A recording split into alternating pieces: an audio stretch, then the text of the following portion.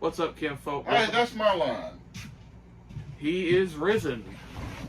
What's up, kinfolk? Back here with another video.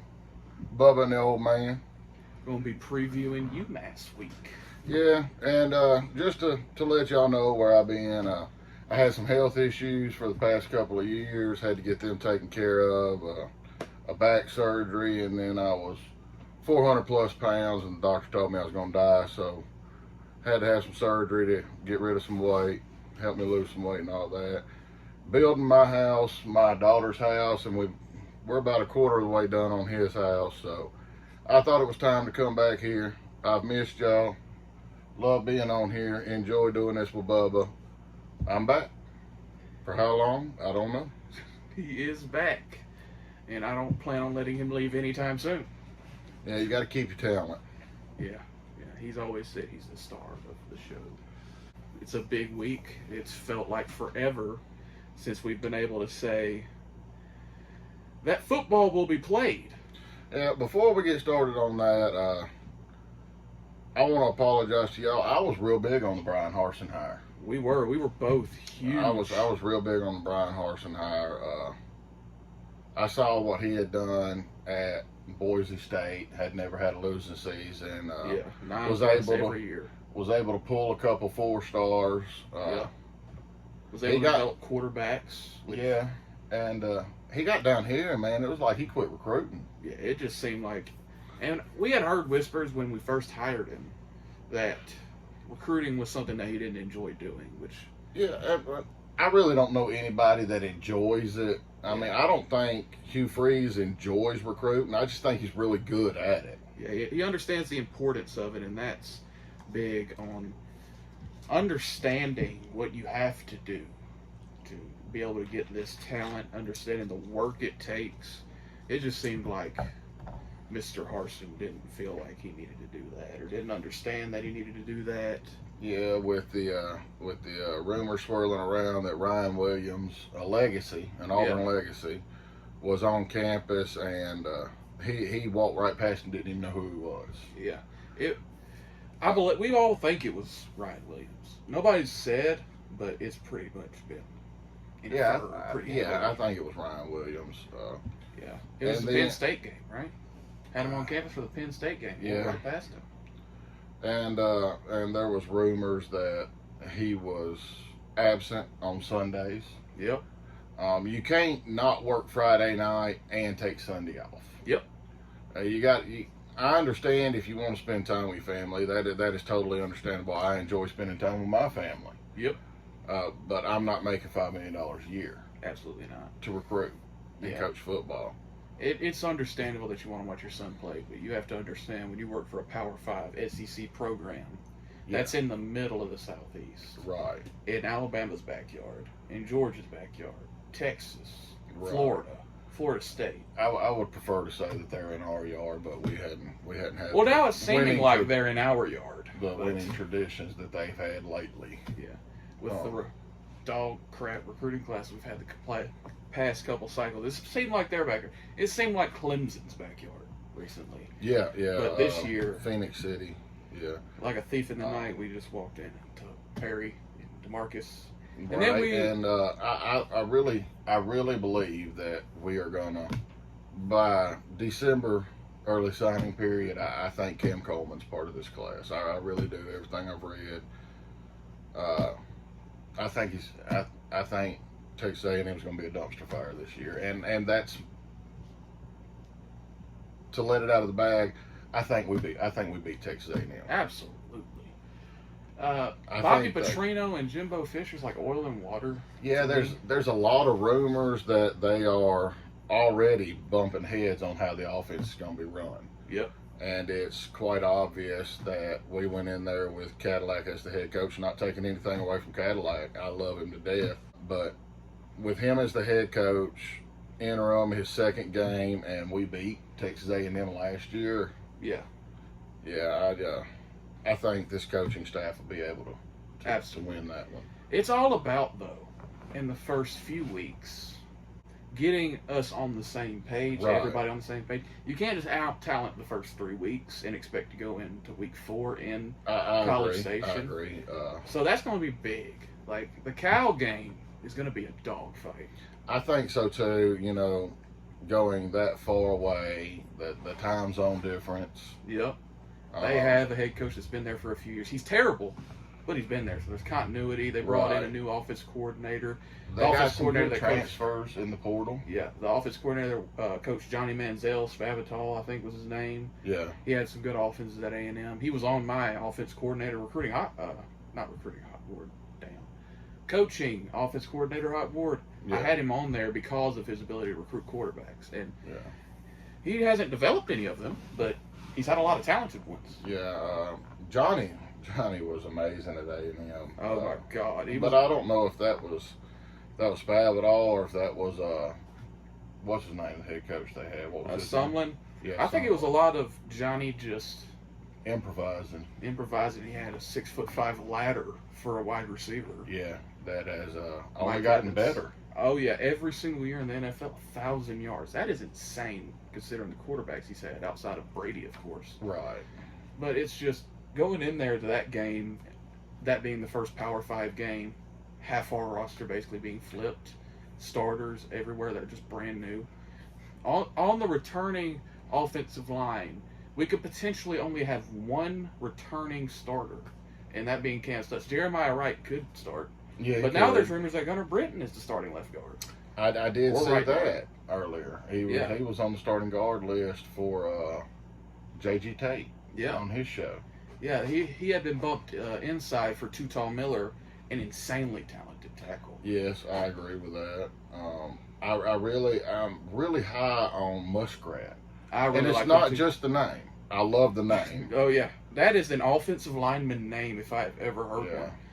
But it's like, even after this year, even if we lose Stutz, Avery Jones, who we're going to lose, and Britton, who we're going to lose, and Dylan Wade, who we're going to lose, we could be bringing in DeAndre Carter, who announces next Sunday. Yeah. We could be bringing back Muskrat, who could play 4 positions. Yeah. Isaiah Miller returning at tackle. Right. Connor Lew being an absolute dog at center. That my kid's God. a beast. We snatched him right out of I don't Miami, know. and that one hurt him. That was the best center in the nation right there, just based off film and frame. And he's a bulldog too. Oh yeah, and you got to know we're going to bring in transfers too. Yeah.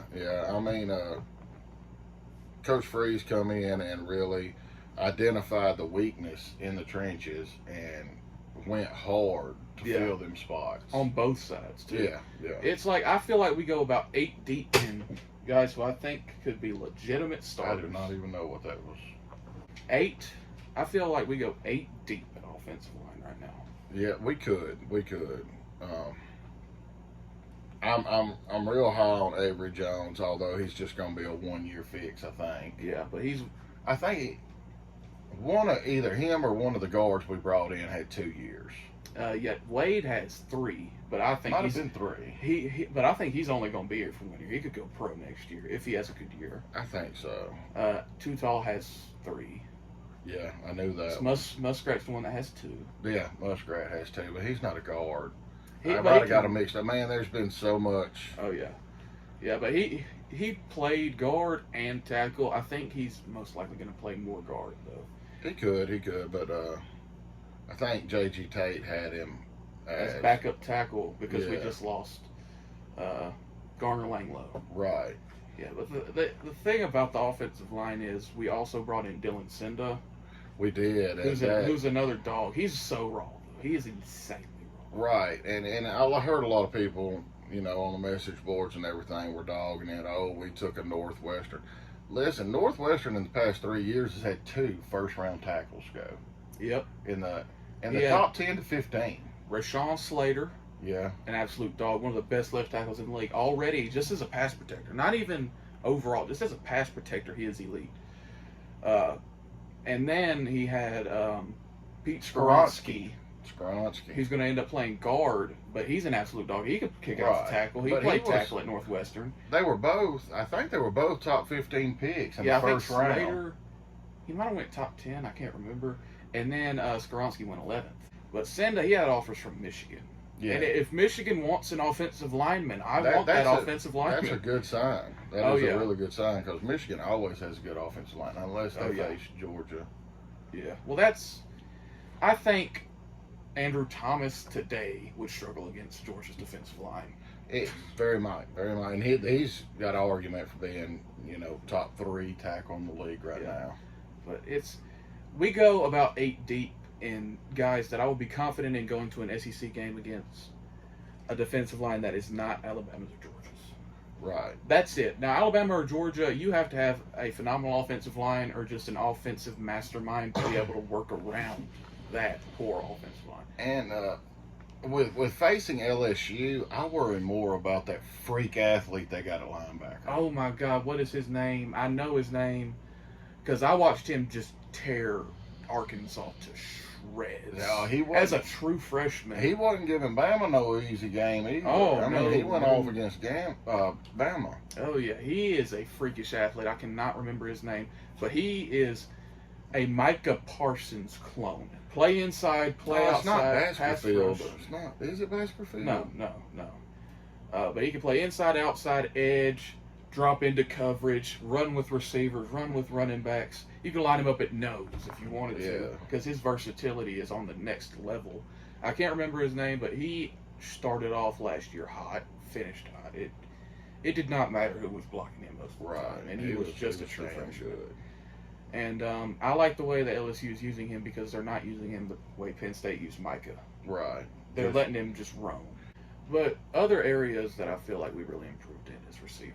Yes, I am a big. Well, Jay Farrell was already there, but I'm a big Caleb Burton fan. Yeah. Everything I've watched on him, his high school film looks really good. He crisp route runner who just got hurt. That's the reason he fell in the rankings. And he was a dog too. Like he was out there fighting for receptions. Yeah. The thing about him is he's not the greatest athlete, but he's one of the more advanced route runners I've seen coming out of high school. Right, and he's got really good hands. Phenomenal hands, and the only issue is his burst, but with some more work, he can play inside or outside. Right. And you can't just say that about anybody. No, I worry about Jay Fair playing outside because of his size, because of his ability to, his struggles in press coverage. And he's the type of Ryan Davis type, him and Javarius Johnson, where you want them in the slot, working against linebackers, working against smaller corners, safeties. But I can legitimately see Caleb Burton playing the Z position. The only thing is, Hugh Freeze does not like small outside guys. He really don't, but if that's the best you got, and it's the best person for the job, no matter what size you got in front or behind them. If that's the best, you good coaches are going to put the best players on the field. Jalen Waddle, not the biggest guy, but Alabama put the best player on the field. Right. Devontae Smith was about the size of my calf. Yeah, the Slim Reaper, but them hands didn't drop anything. Nope, it didn't matter. You couldn't get your hands on him. No, it didn't matter. So you can't hurt something you can't hit. Nope. He was so slithery. It made no sense. I hated him. It was at Bama. It was so funny because I thought that he legitimately broke his back going into the end zone against Notre Dame when he got hit and just landed straight on his ass bone. Because there's no meat there. There's no meat anywhere. Why are you looking at his ass? Don't ask questions. But there's just no meat on him at all. I don't know how they found a jersey or pants to fit him. I don't know either, but he had a great game in the Super Bowl. Oh, yeah. I mean, that receiving was insane. But they lost. They did lose, and I was happy about it. I was too. Even though, as an Auburn fan, I know this is blasphemous, I don't hate Jalen Hurts at all. I don't either. I actually feel bad for him for the way everything went down at Alabama. Yeah, it was unfortunate. It was a football decision. It was, and it was probably, it was obviously the right football decision. Yeah. But, you like to see players, no matter where they go, start there, finish there. Yeah. And, all the Alabama fans that were cheering for Jalen Hurts didn't know shit about the Philadelphia Eagles. Nope. But they knew, and I'm like, why are y'all cheering for that Oklahoma quarterback? Yeah. Lay down, Loki. What you got to do with that Oklahoma quarterback? Yeah, I mean, y'all didn't want him. No, go worry Lay about down, Tua. buddy. Go cheer for Tua. Yeah. You know? Yeah. Go cheer for Matt Jones and his second year fall off. Right. I mean, you know, it's Sorry, we got a dog walking around. Yeah, he's just looking for a place to lay down, comfortable place. That's my Doberman. Yeah, it was funny because It really was, because they couldn't name another player outside of Devontae and Jalen, and they were cheering for the Eagles. Yeah, it was funny, and I don't want to hate on it because, like, I get it. He played at Bama. He played at Bama for 3 years. All that stuff. But great teammate, and that was the point I was trying to make. He was a great teammate. He wanted what was best for the team. He stayed another year and played out of his red shirt. Right, in garbage time. Of course, he wanted to play. Yeah, he wanted. Competitors want to be on the field, but 100%. The way it all went down, it just, even though Bama could have been Tennessee or Florida, it just left a bad taste in my mouth. It sucked for sure, but not every program can be run like Iowa, where just the old guys play. Right, right, and you got to understand that. But anyhow, we're rambling now. Okay, back to Auburn football. Back to UMass. Back to I don't know hardly anything about UMass. They don't rank high enough on the list for me to even look at. But I'm a football nerd, so I had to look up stuff. Yeah, I had to watch the game. You said earlier they had a Clemson quarterback transfer. Pullman Chow. Chow. Don't judge me if I'm not saying that right, but he's a good athlete, and he seemed to play well, but they didn't throw the ball very much. Yeah. They were a run-heavy team. They ran a lot of 11 personnel. From what I saw, I was not locked in on this game like it was Georgia Auburn or the Iron Bowl. I didn't lock in on this game that way. I kind of sat back, watched, look at some basic things. They seemed to run some zone read stuff, a lot of zone blocking schemes, a lot of offset back stuff, inside zone, outside zone. They have this receiver, Anthony Simpson, transfer from Arizona. He had a pretty good game. He had a jet sweep that went for a touchdown. And overall, it's just they are small. Right. That was I know it's not a major FBS program, but there's no reason your defensive line should look that small, even compared to New Mexico State. Right, and looking at the positives here, they're going to come out in a lot of run specific formations. Yeah. There's been a lot of concern around how the run defense in the scrimmages and practices have been getting run over. Yeah. I like to look at it as they're a good run defense and our running backs are just that good. But I'm nervous to look at it that way. Yeah. But you could look at it the other way as we need some help on run defense. Yeah, which is striking because we brought in Mosiah Nasili Kite. We brought in Justin Rogers, Jason Jones coming back, Marcus Harris. We brought in Elijah McAllister for, yes, his leadership, but also because of his ability to set the edge in the run game. And the fact that he is playing a lot, and he is not, or I'm not going to say he is not, because I wasn't at the scrimmages, but the fact that we were not setting the edge, with having two big edge rushers in Elijah McAllister and Steven Sains, who are better as run defenders, it is worrying. Keldrick Falk on the other end, he's a true freshman. I'm not really worried. Right, he's going to get better. But he's going to start, so he's going to have to learn that. A lot of people are talking about how many sacks is Keldrick Falk going to get. I don't give a damn how many sacks he gets. No. He's a strong side end. He's there to set the edge, help pressure the pocket. Right. I'm not looking for him to go over there and be freaking DeMarcus Ware whoop-de-doing people. I don't care about his technique right now. Of course, I will in a couple of years if he's not improving. But he just has to be a role player this year. So if he ends the season with 2.5, 3 sacks, that's not a disappointment. No, and I like to look at quarterback hits, pressures, sacks. All of that affects the game. Yeah, just moving your guy back, just pushing the pocket. Right. That's what I was about to say. Push the pocket, make the quarterback move. Yeah, like a lot of people. I think it was 2020 when Big Cat was playing strong side end. A lot of people were wondering, why is he not pass rushing? He was getting in the backfield. He was playing relatively well. He wasn't what he was supposed to be coming out of high school, being that buck pass rusher. Right. But he was a good run defender. He was. That showed to be a big loss. It did when he followed Gus. We have at strong side end, I think we go too deep. And guys I'm confident in Keldrick and Mosiah Nasili Kite there.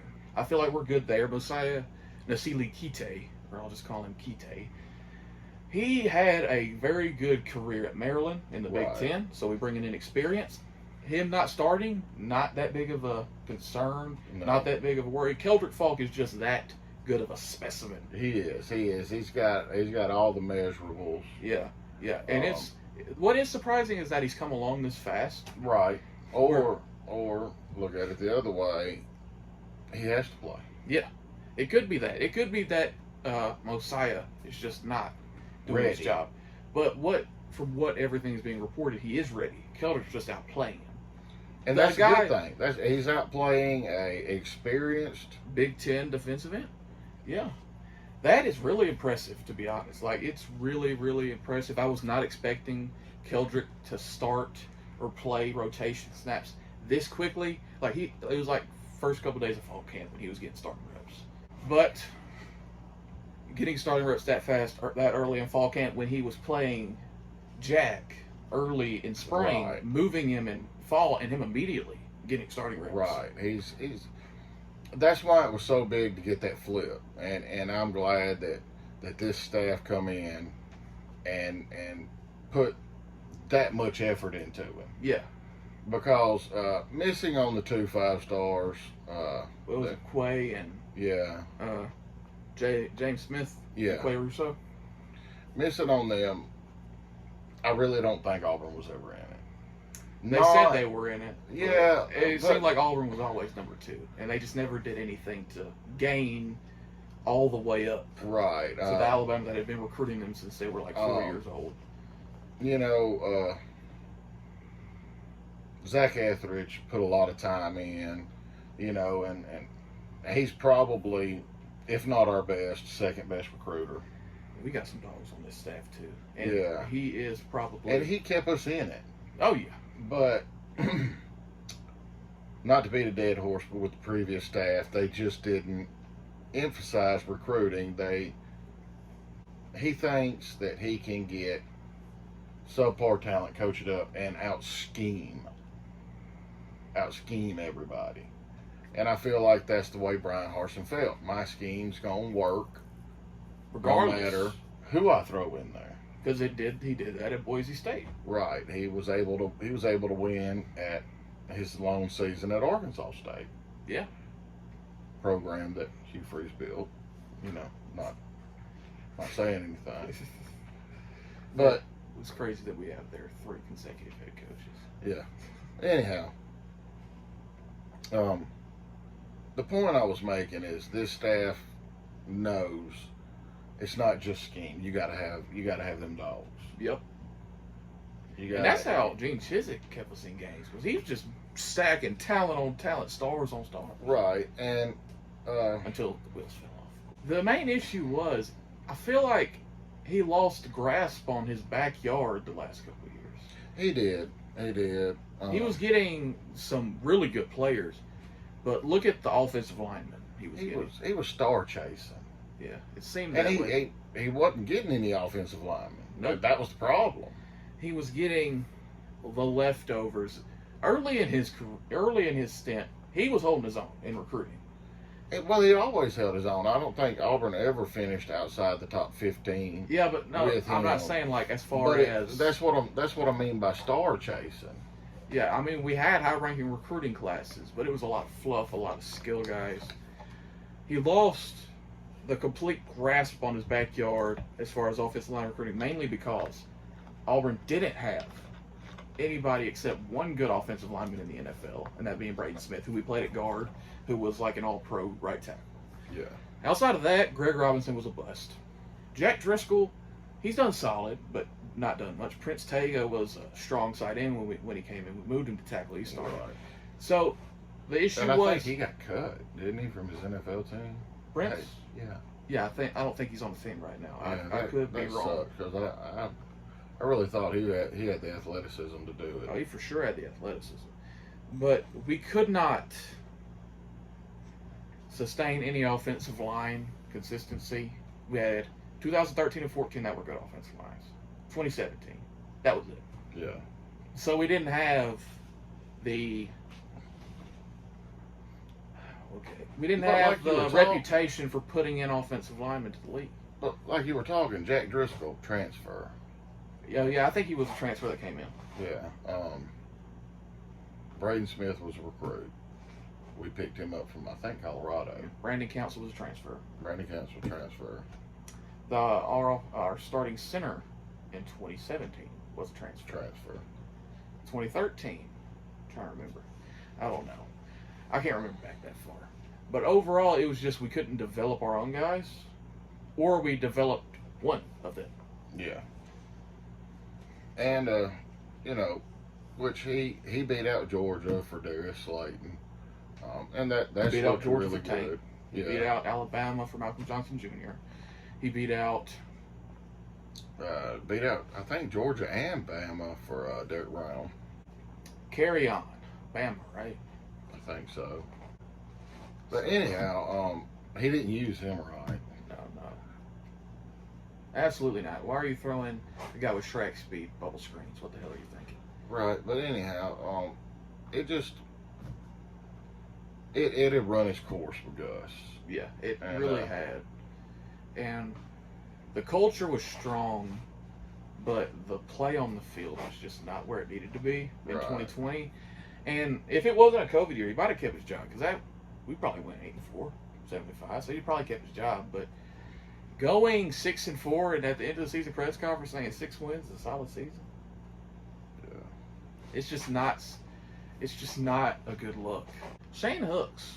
Let's talk about that guy. How about that one-handed catch? Oh, Jesus. People are comparing him to Duke Williams. I don't see it. I see a better developed Seth Williams. Could very well be with a little more speed. A little more speed and a little more shiftiness. Yeah. Duke Williams was 6'2", 220. Bulldog. Oh, he was a dog, man. He ended up getting dismissed from the team, but holy Jesus, that 14 season. He was just mossing everybody because he was just bigger and stronger than everybody. He was. Couldn't keep his nose clean. Yeah, that was an issue. That 2015 team, man, we had Javon Robinson, Sean White, Duke Williams. All had legal problems. Shane Hooks is my pick probably to be the leading receiver of this team this year as far as yards go. I put in the comments the other night on the War Report. Our dogs, man. Those dudes are really cool. Yeah. Jay Fair. You think it's Jay Fair? I think Jay Fair. If he stays healthy, I think Jay Fair gets close to 1,000. I feel like the mismatch coming out of the slot, Thorne hits him. You know, he could house a couple of those. Yeah, he's got legit speed. He does. I think he's got legit speed, and he's got good hands. Yeah, I feel like it could be a situation where he has more catches, Hooks has more yards. I feel like maybe him splitting snaps with VAR could be an issue, which VAR is also very talented. Obviously. His talent has been wasted. He was our best receiver last year. He was. And it just, the blocking didn't hold up. The pass pro did not hold up to allow him to get open sometimes. Right. He has good speed. I think he's probably the best route runner on the team, him or Caleb Burton. Because, Hooks, he's a good route runner, but he's more of a physical jump ball. Shorter is just stocky as hell. He's more like Duke Williams than Hooks is. And Valdo Fairweather, he can line up in the slot, outside, tight end. That's another freak talent right there. Right, and we hadn't even mentioned Cam Brown. Cam Brown. Been hurt. He came back. I feel like probably week 5 or week 6, he might snatch that starting Z spot from another guy that's popped up a lot, a name we've heard a lot, Omar Kelly. Dude, I was big on. Yeah. Coming out of high school. A Darius Slayton clone right there. Dude is insane. Yeah. Another legit speed. It's crazy that Harsin might have hit on 3 receivers in that class. Right. In Jay Fair, Omari, and Cam Brown. Yeah, but Cam Brown might be the most talented Probably. of the bunch, and just because of frame. And he went after him late. Yeah. Nathan King talked about this in his podcast. You remember that podcast, the horror stories of Brian Harsin recruiting? I do not, but I do remember hearing some of the horror stories. I don't remember the podcast. But he said that they canceled his visit. He was supposed to come for an OV, and Auburn canceled it. Harsin canceled it. You don't remember that? I do not. Go listen to that. Just look up the horror stories of Brian Harsin recruiting on Auburn 247, Auburn Undercover, whatever it is. Because I listened to that, and I was shocked. Yeah. It was right after Harsin had got canned. And he had canceled it, but those 3 receivers, Harsin hit on some evaluations for sure.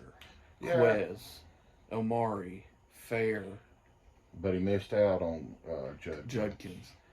Can you imagine if we brought in that class, or that class, and then the next class? It was Quez, then Judkins, and Tank. The offensive line would have sucked ass, but I mean. Yeah. Oh my God. Quinshawn, that is an absolute bulldog, dude. He is. But this running back room is pretty stout. You got Quez, Damari, who just runs angry. Yeah. It's like, you know those people that they agitate the bulls before they go out? Remember you telling me about that? They agitate the bulls before they ride them? Oh, it's no. like that. No, they don't. They get them in the chute. They don't agitate them. They tie a rope around their balls. Oh, I'm not going to say that they tie a rope around Damari's balls, but it seems like every time I've seen him run, he runs so angry. It's like Pacheco for the Chiefs, who just looks like he's running hard as hell for no reason. He's just running hard. You got Batee, who's about 4'3". It's fast, man. And slippery. Yeah, he hasn't had a lot of opportunities to catch the football, but you can just tell by his running style. If he's got good hands, you can get him out in open space. Sure. At the spring froze game, everybody was frozen. Mm-hmm. We were frozen. Mm-hmm. It was cold as hell, raining. Oh my God, I was dying. Dude, he got one and went around the corner and just completely wiped out by himself. The field was trash. Oh my God. But you could tell, like, if he would have kept his footing, he was gone. Man. Absolutely gone. He got a cut that you wouldn't believe. Oh my God, when he sticks his foot in the ground. Yeah. He can go full speed this way, stick his foot in the ground and go all the way back that way. But Quez, you can tell he can be a bell cow. Damari, he can be a good backup this year, take the reins next year, because Quez is gone for sure. But that was another one Harsin hit on, I really think. I'm high on Damari Alston. Yeah, he's just got that running style. He does. And let's not forget about Jeremiah Cobb, who might be the most talented out of the bunch. Yes. And hands, speed, perfect for the zone runs. Yes. And hopefully, we keep A-Train in the fold and he commits.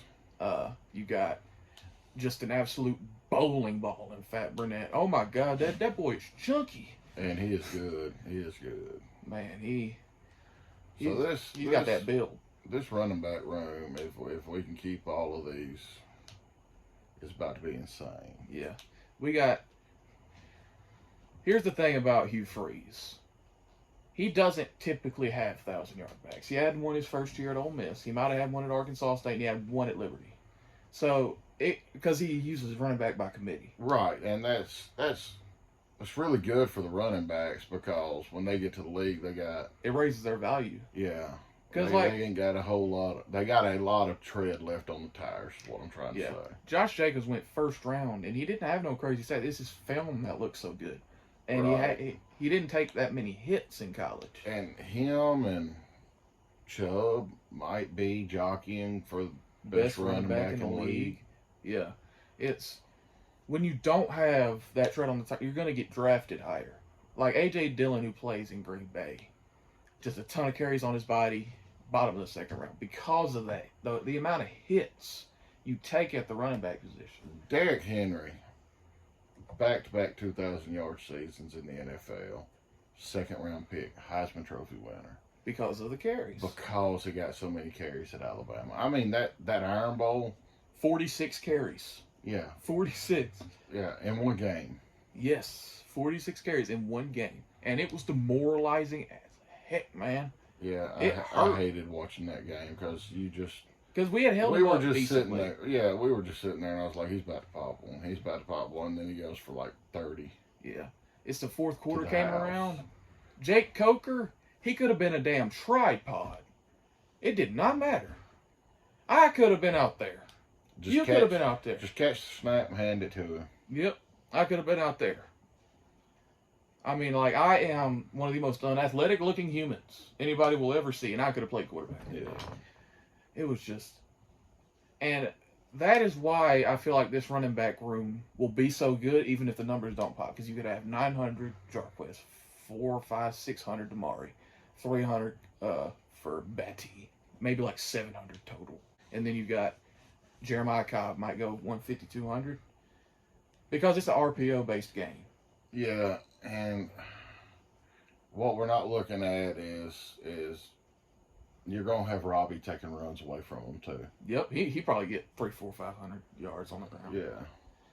Coming in the zone read, that mesh point looked really good on A-Day. Yeah. He looked way more comfortable than that. He did. And he's probably going to have 1,000 total yards this year between passing, rushing, depending on how we want to use him. And it's people think that we're going to have this number one in the SEC rushing attack. It's probably not going to be that way. Because teams are going to make Peyton Thorne beat them.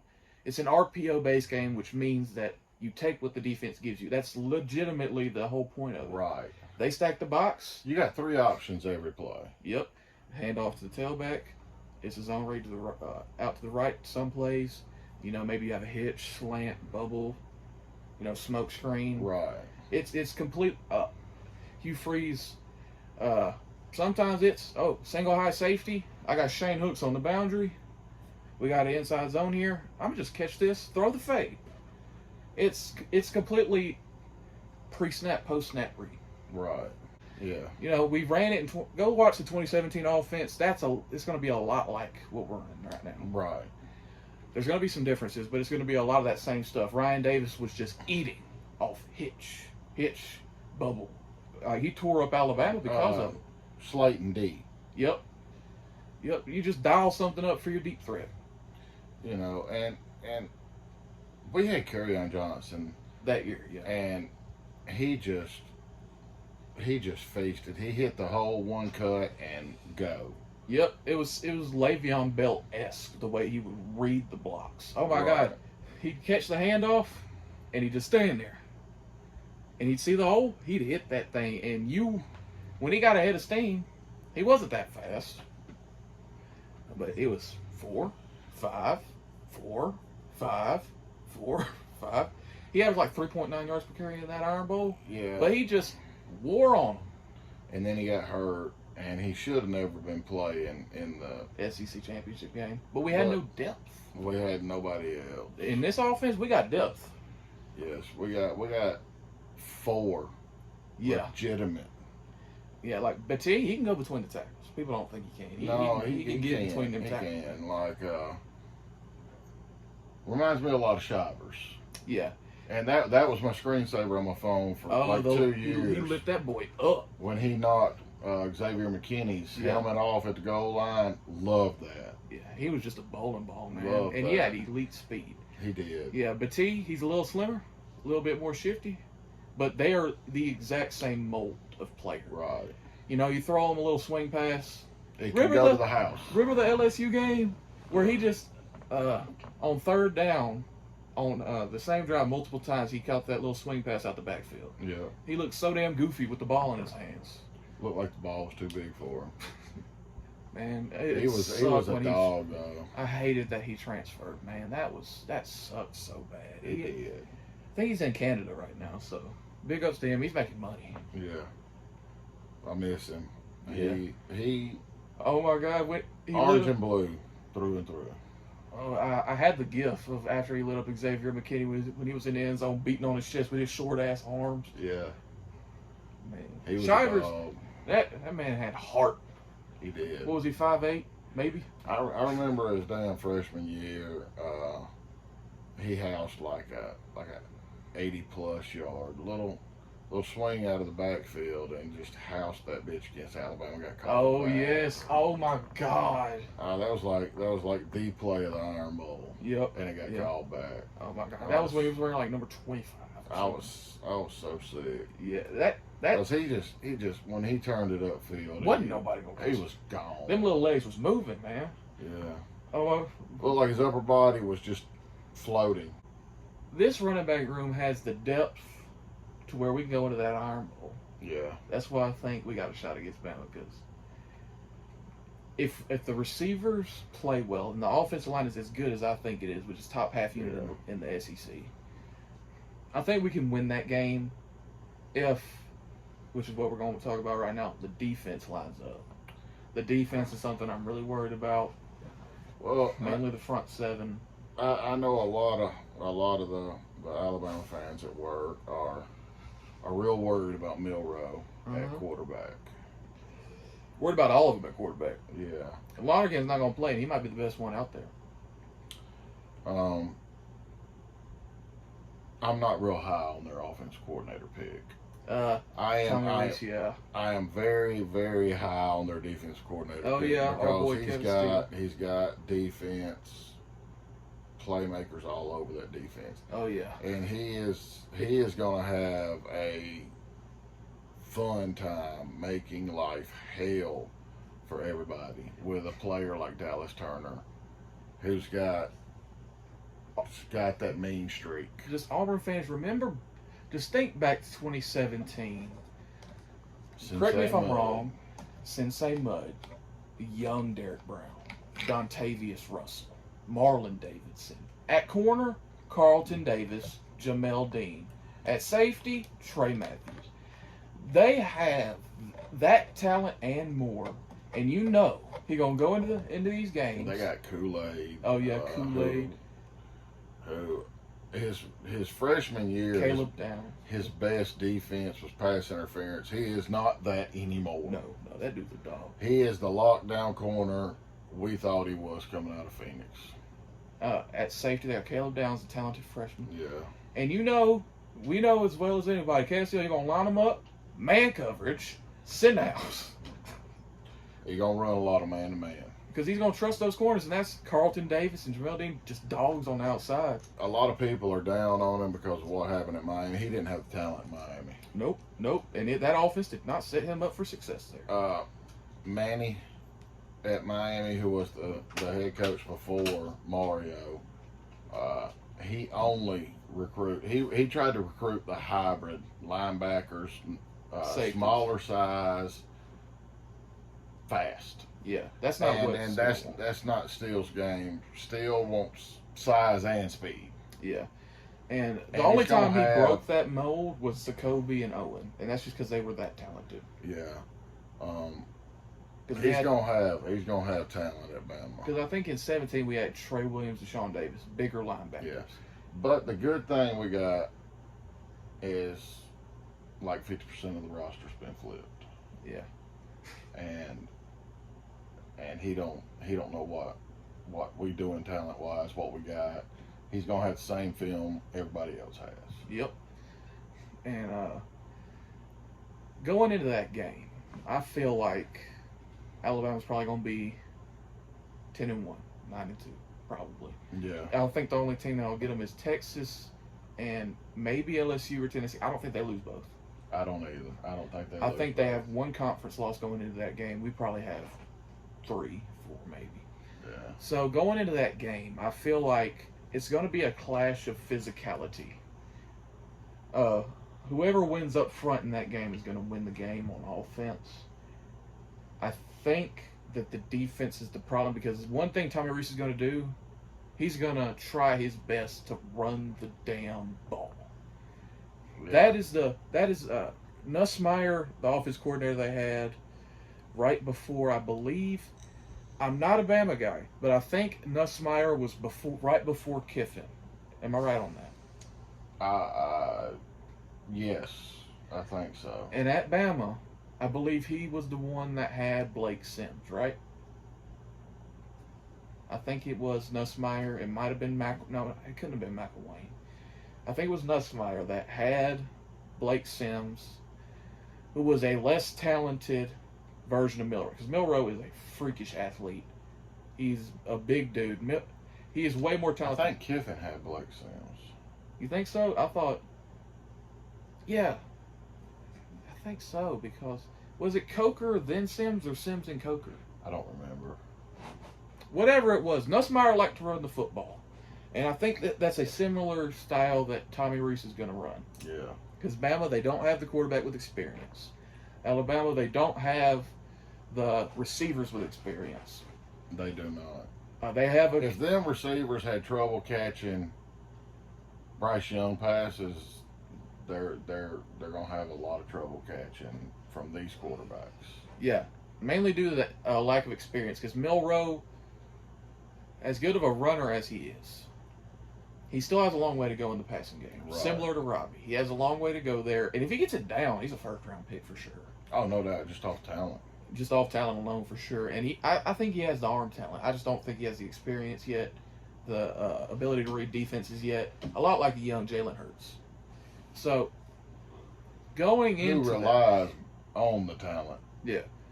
He's got killer speed. Oh my God! Seeing him run away from those those defenders against Arkansas. Yeah. Oh my God! He's probably got 4.5, 4.4 locked into them legs. Yeah. So, it's going to be a physical game. I don't think we have a shot against Georgia. I think we have a really good shot against Alabama. Who has Georgia named a starter? Oh yeah, Beck, the douchey looking dude. Carson Beck. Yeah. I'm not a Beck believer, but they just have the front seven on both sides that I just don't think we can stand up against. They got some dogs, and they got Brock Bowers. Yeah.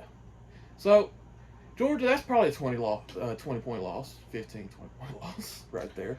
I mean, they could line up and just toss it to Brock Bowers. I mean, that kid's so talented. Yeah, Bama ain't got that dude. No, I don't see it. That game is going to be one up front. But Bama's always talented in the offensive and defensive lines, and they're going to give you trouble. I mean, I think they lost to Tennessee, LSU last year. Yeah, Tennessee and LSU. By combined like 4 points. Something like that. It was not much because LSU went for 2 in overtime. Yeah. That was when they won that game. Tennessee kicked a field goal. Yeah. Tennessee, I was shocked at how physical they were in that game. And dude, Jalen Hyatt just streaking down the middle of the field. 3-4 touchdowns? It was an ungodly amount, but I mean they didn't have a DB that could keep up with him. No, absolutely not. And Josh Heupel's just a wizard. But Josh Heupel's gonna have a different quarterback. Jalen Hyatt's gone. Yeah, we're gonna see if he can reload. Their starting left tackle's gone. Yep, Darnell Wright. He's actually injured right now. I didn't know he got hurt. Yeah. I don't think they said it's gonna keep him out, but yeah, he got hurt. But he was a dog. I really liked his introductory press conference to the Bears. He was asked, what is he gonna do if somebody hits Justin Fields late? And he said, we're taking it out to the parking lot. Yeah, he had that dog mentality. People said it was personality concerns or character concerns. Like, no, that's a tackle. That's what you're supposed to do. Yeah, if my left tackle's soft as hell, what you think I'm gonna do? Well, Braxton Miller's the left tackle. They got Darnell Wright on the right. Yeah, but I mean, I think he was left tackling. He was at Tennessee. He was left. If you're an offensive lineman, you can't be soft. You can't. They're gonna punk you. Yeah, you can't just let your quarterback get knocked down and just be like, oh, come on, buddy. Yeah, dust it off. You're good. Yeah, if Alabama's offensive lineman is like that, like if Jason Jones hits whoever the hell the quarterback is late, and their center doesn't do anything about it, He's going to do it again. I'm going to hit him late again. Yeah, you think that Jason Jones and Justin Rogers are going to stop just because you said, dude, don't do that, please? That's not nice. Hey, what are you doing? You'd be out there crying like Terrell Owens. That's my quarterback. Like, what's that? Just But ref. You can't do that shit. I'm so hyped up for this year, man. It's the most excited I've been for Auburn football in a long time. Yeah, I think it's all the new faces. Yeah, even with us being high on Harsin, I wasn't as excited because I was like, well, you know, he's coming from Boise State. Yeah, it's probably gonna get. You know, there's going to be a learning curve. So, you know, I was excited. I'm always excited for football season. Yeah. But it wasn't like this because, you know, you're bringing in a coach in Hugh Freeze that has won in the SEC. Yeah. At a school that I feel is beneath Auburn. Yep. Oh, yeah. For you sure. So, Broken ugly. But, you know, I mean, if it's 6-6, it's better than what it's been the past 2 years. Yeah. You know, if it's 7-5, better. The thing. If it's 8-4, I might be doing cartwheels in the parking lot. Oh shit! If we get 9-3, I ain't gonna say what I'm gonna do. I might have a heart attack. But I might stroke out. Yeah. It would be. You know. But Kinfolk, we got some things in the works with hopefully some guests on here. I'm not gonna mention them because if it don't go through, I don't want to put them out there like that. You know, we're trying to get some guests, maybe do some lives. Me and Bubba are going to the UMass game, so we may go live on the ride back home. Absolutely. We got to work Friday night, but we're going to try to get a video out Friday. Yep. It may come out, you know, a little later in the afternoon, but we're going to try to get one out Friday. We might pop in, you know, Wednesday, Thursday-ish, just drop a little something for y'all. But I plan on being in most videos. You know, me and Bubba don't live together no more, so yeah. You know, if some serious news drops, Bubba's probably gonna drop that, and then we'll get what my opinion of it later. Yeah, we came into this video planning on talking about UMass. We did, we really did, but you know that didn't happen. We just birthed a new podcast we didn't even know about. Yeah, but I love y'all, Kinfolk. I've missed y'all. I'm glad to be back. I really do. I really enjoy talking football, Auburn football. Every now and again, throw the Bears in there. Been a Bears fan. My sports hero growing up was Walter Payton. Sweetness. I don't think I shy away from telling anybody that the GOAT was my hero. Yeah. If y'all hadn't noticed, I got a thing for running backs. Yeah. Running backs, that is definitely your thing. They're a dying breed, unfortunately. They're not a dying breed. Just they're not looked at the same way. You know, Sweetness, Emmett, Barry were looked at. Before that, Jim Brown, where you just built your team around tailbacks. Yeah, that was a little bit before my time. I'm not quite that old. But I mean, Tennessee said screw that. Derrick Henry is our guy. They did for a long time, and Derrick Henry proved he could get them to the playoffs. He can't do it all. No. I can't believe they let A.J. Brown go to that shit organization in Philadelphia. I don't dislike Philly, but then again, you were around when they were like very hated. Their fan base. I feel about the same way about their fan base as I do Georgia and Alabama. Yeah, Georgia. I hate their fan base with passion. I've met a few cool ones, but why are you barking at me? You're a grown man. I don't. Doggers. All right. There's fan base that totally can't handle success. Absolutely not. Well, they hadn't experienced it in so damn long. We had a championship. 2010, they hadn't had one since what? 80. Bro, you wasn't even born yet. I know. That is crazy. Then they won it with a fucking accountant at quarterback for 2 years. He had only been there about 37 years, you know. 37th year senior. Yeah. How many COVID years did he get? 17.